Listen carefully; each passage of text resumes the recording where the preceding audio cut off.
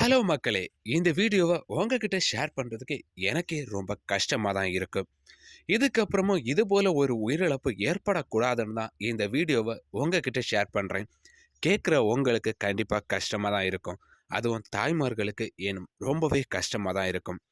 பிறந்து 42 நாளே ஆன பச்சிளம் பெண் குழந்தைய மூச்சுக் குழாயில டிஷ்யூ பேப்பர வச்சு அந்த குழந்தையோட மூச்ச நிறுத்தியிருக்காங்க, அந்த குழந்தைய பெற்ற தாய். இத பத்தி தான் இன்னைக்கு வீடியோல பார்க்க போறோம். வாங்க வீடியோக்குள்ள போலாம். இந்த சம்பவம் வேற எங்கேயும் நடக்கலங்க. நம்ம கன்னியாகுமரி மாவட்டத்தில் இருக்க கருங்கலை அடுத்த பாலூர் பகுதியில தான் இந்த சம்பவம் நடந்திருக்கும். இந்த குழந்தையை கொஞ்ச அந்த பெண்ணோட பெயர் பெனிட்ட ஜெயா அன்னாள். இவங்க காலேஜ் படிப்பெல்லாம் முடிச்சதுமே இவங்களுக்கு Instagramல திண்டுக்கல் மாவட்டத்தை சேர்ந்த ஒரு பெண் அறிமுகமாயிருக்காங்க. இவங்க நாளடைவில ரொம்ப க்ளோஸா பேச ஆரம்பிச்சிருக்காங்க. இவங்க மூலமா இவங்களுக்கு சென்னையில ஒரு வேலை கிடைக்குது. ஒரு பிரைவேட் கம்பெனில வேலை கிடைக்குது. இவங்களும் கொஞ்ச நாள் சென்னையில தங்கி அந்த வேலைய பார்க்குறாங்க. அதுக்கப்புறமா இவங்க சென்னையிலேருந்து ட்ரான்ஸ்ஃபர் ஆகி திண்டுக்கல் மாவட்டத்திலே இவங்களோட வேலைய கன்டினியூ பண்றாங்க. இவங்க ஃப்ரெண்டோட ஹஸ்பண்ட் மூலமா இவங்களுக்கு கார்த்திக் அறிமுகமாகுறாரு. கொஞ்ச நாள்லயே இவங்க 2 பேருமே லவ் பண்ண ஆரம்பிக்கிறாங்க. லவ் பண்ணி கொஞ்ச நாள்லயே இவங்க 2 பேருமே மேரேஜ் பண்ணிக்கிறாங்க. மேரேஜ் முடிஞ்சு இவங்க திண்டுக்கல் மாவட்டத்திலே இவங்க ஒண்ணா ஸ்டே பண்றாங்க. அதுக்கப்புறமா திண்டுக்கல் மாவட்டத்தில் இருக்க கவர்மெண்ட் ஹாஸ்பிட்டல்ல இவங்களுக்கு ஒரு அழகான பெண் குழந்தை பிறக்குது. ஹாஸ்பிட்டல்லேருந்து டிஸ்சார்ஜ் ஆனதுமே இந்த பெண்ணோட அம்மா வீட்டுக்கு, அதாவது பாலூர்ல இவங்க ஸ்டே பண்றாங்க.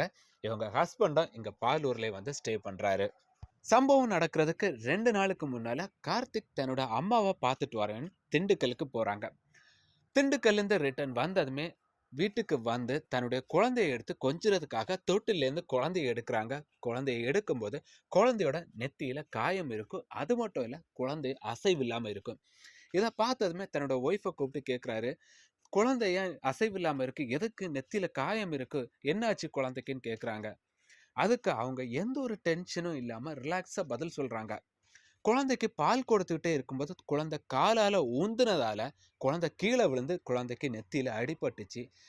குழந்தைக்கு பால் கொடுக்கும்போது பொறை ஏறி இருக்கும். அதனால குழந்தை அசைவில்லாம இருக்கும்னு அவங்க கூலா பதில் சொல்றாங்க. ஆனா கார்த்திக்குக்கு ஒரே பதட்டம். குழந்தை எந்த ஒரு அசைவும் இல்லாம இருக்கேன்னு பக்கத்துல இருக்க ஒரு பிரைவேட் ஹாஸ்பிட்டலுக்கு உடனே கொண்டு போறாரு. அங்க கொண்டு போய் செக் பண்ணதுமே டாக்டர் சொல்றாங்க குழந்தை ஏற்கனவே இறந்துட்டுன்னு. அது மட்டும் இல்ல, ஹாஸ்பிட்டல்ல இருந்து போலீஸ்க்கு தகவல் கொடுக்குறாங்க. இப்படி குழந்தைய கொண்டு வந்திருக்காங்க. கொண்டு வரும்போதே குழந்தை இறந்து தான் வந்திருக்கணும்.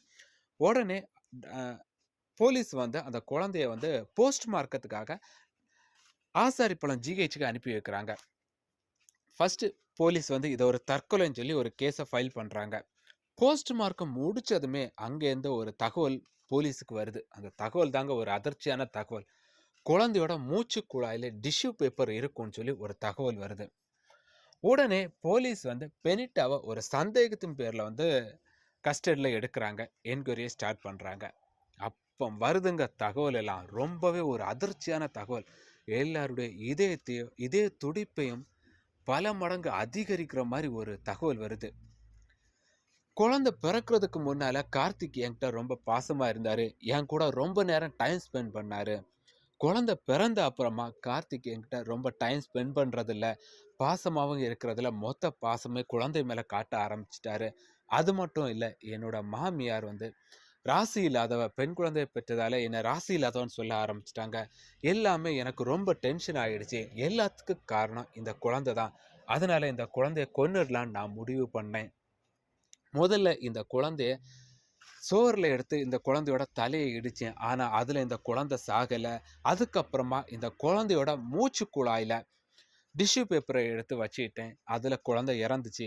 பெனிட்ட வாக்குமூலம் கொடுத்திருக்காங்க. இருந்தாலும் போலீஸ் இதுல வேறு ஏதாவது தகவல் இருக்கான்னு சொல்லி பல கோணங்கள்ல விசாரணை நடத்திக்கிட்டு இருக்காங்க. இந்த உலகத்துல இப்பவும் பல தம்பதியினர் குழந்தை இல்லாம கடவுளை பார்த்து டெய்லி கதறி கதறி அழுறாங்க, எங்களுக்கு ஒரு குழந்தை பாக்கியம் கொடுங்கன்னு. ஆனா குழந்தை பாக்கியம் கிடைச்சவங்களோ அந்த குழந்தைய ஒழுங்கா வளர்க்க முடியாம இந்த இத போல பல தவறான முடிவுகளை எடுக்கிறாங்க. முதல்ல எல்லாரும் தெரிஞ்சுக்க வேண்டிய ஒரு விஷயம், ஒரு உயிரை எடுக்கிற உரிமை நமக்கு கிடையாது. அதுவும் அந்த பிஞ்சு குழந்தை என்ன பாவம் பண்ணுச்சு? வெறும் 42 நாளான ஒரு குழந்தை. அந்த குழந்தையோட முகத்தை பார்க்கும்போதாவது அந்த அம்மாவுக்கு பாசம் வந்திருக்கணும். ஆனா அந்த குழந்தையை அவங்களே கொன்றுருக்காங்க.